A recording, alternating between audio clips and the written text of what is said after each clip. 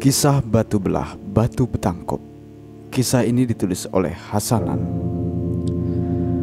Dahulu kala, hiduplah seorang wanita bernama Endot. Ia seorang janda, usianya sekitar 45 tahun.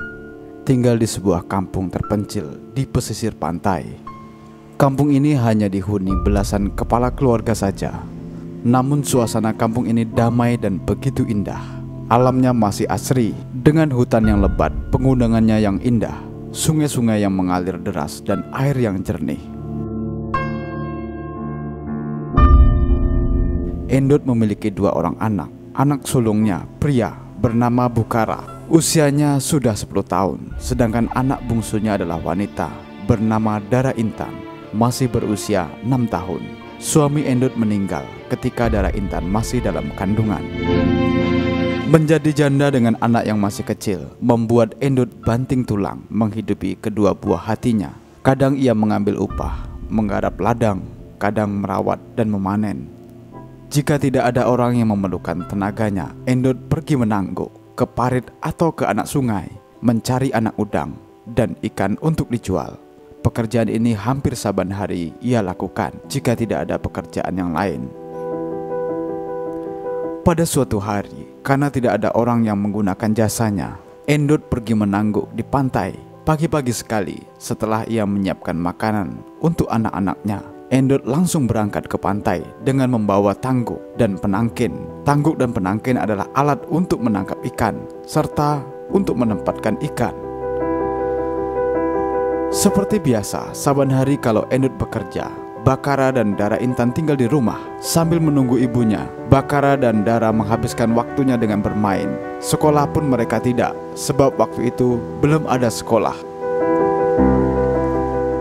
Suasana di sekitar sungai sangat lengang dan sepi.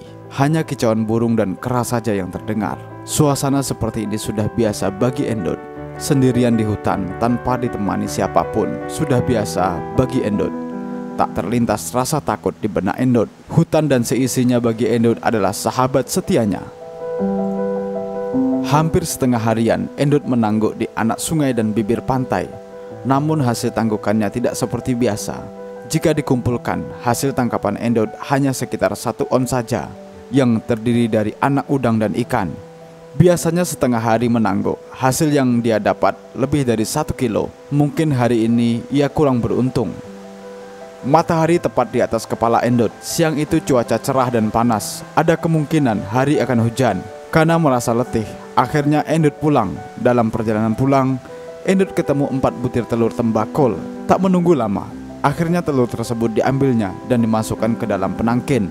Kemudian ia melanjutkan langkahnya menuju pulang ke rumah. Sepanjang perjalanan, nyanyian alam turut menghibur langkah Endot. Kicauan burung dan merdu menggambarkan kegembiraan hati Endot tentang kebesaran Tuhan. Tak ada perasaan buruk apapun yang Endot rasakan.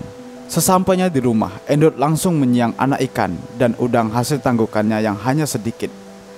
Kemudian ikan dan udang tersebut dimasaknya. Setelah matang, mereka pun makan siang bersama.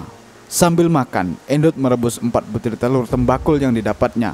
Tak lama selesai makan, istirahat sebentar, kemudian Endot pergi mencari kayu api. Telur tembakul yang direbusnya telah matang dan masih tersimpan di dalam belanga. Endot pun beranjak dari tempat duduknya, melangkah turun dari rumah. Endot berpesan dengan anak sulungnya, "Kara, telur tembakul dalam belanga sudah masak.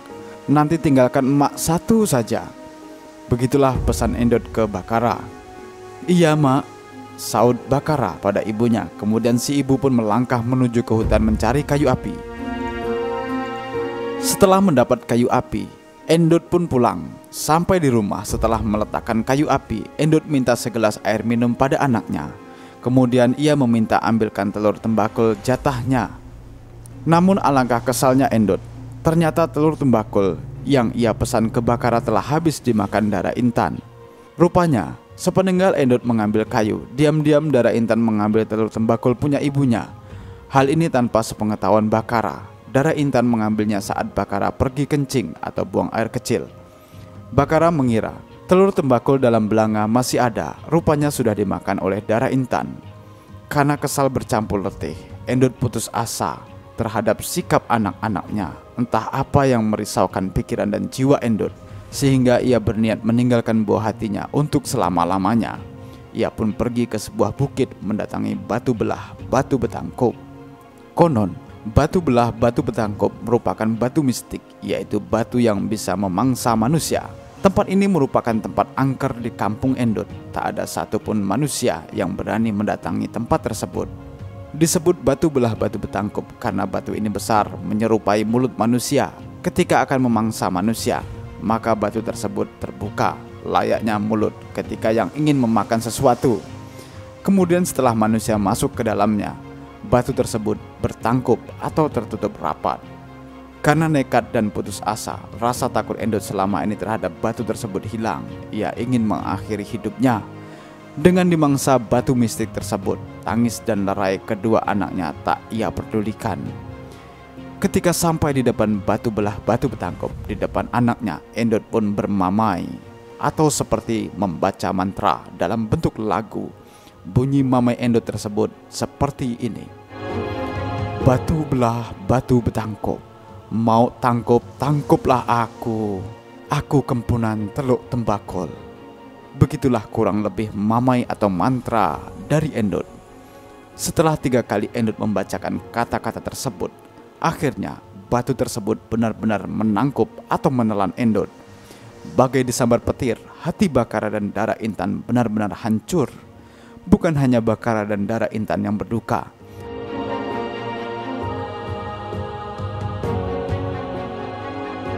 Tak biasanya binatang-binatang hutan berseruan menyahut-nyahut. Alam turut menangis dengan kepergian Endut, sang wanita tangguh yang akrab dengan alam semesta dalam hidupnya. Menyaksikan kejadian tersebut, Bukara dan Dara Intan hanya bisa menangis sejadi-jadinya. Mereka tidak mengira ibunya bisa senekat itu. Selama ini sang ibu sangat perhatian, lemah lembut dan penyabar. Tapi mengapa? Hanya karena telur tembakul, ibu mereka tega meninggalkan mereka yang masih butuh kasih sayang seorang ibu. Pada awalnya mungkin niat Endut hanya untuk menakut-nakuti anaknya. Tujuannya untuk memberikan pelajaran pada anak-anaknya. Namun Tuhan berkehendak lain. Takdir hidup Endut harus berakhir di batu belah batu betangkup.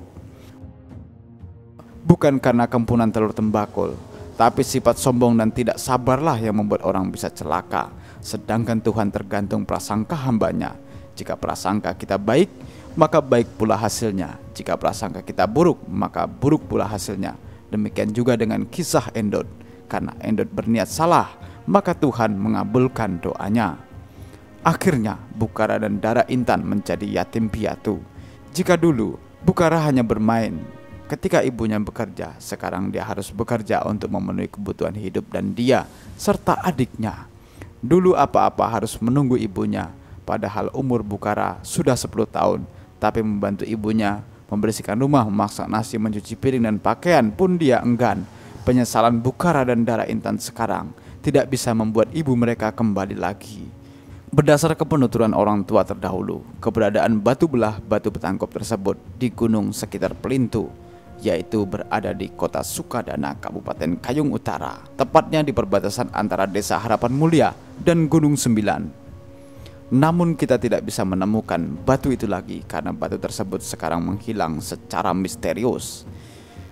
Hikmah yang bisa dipetik dari cerita batu belah batu betangkup antara lain yaitu: yang pertama, sebagai anak kita harus patuh dan berbakti kepada orang tua.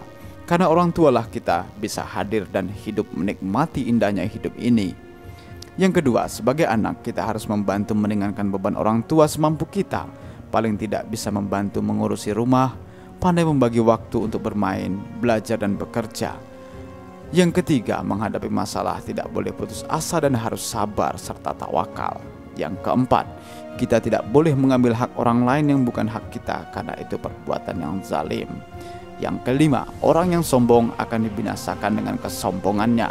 Yang keenam, jangan mempercayai sesuatu tanpa kehendak Tuhan, karena itu kita bisa syirik atau menyekutukan Tuhan.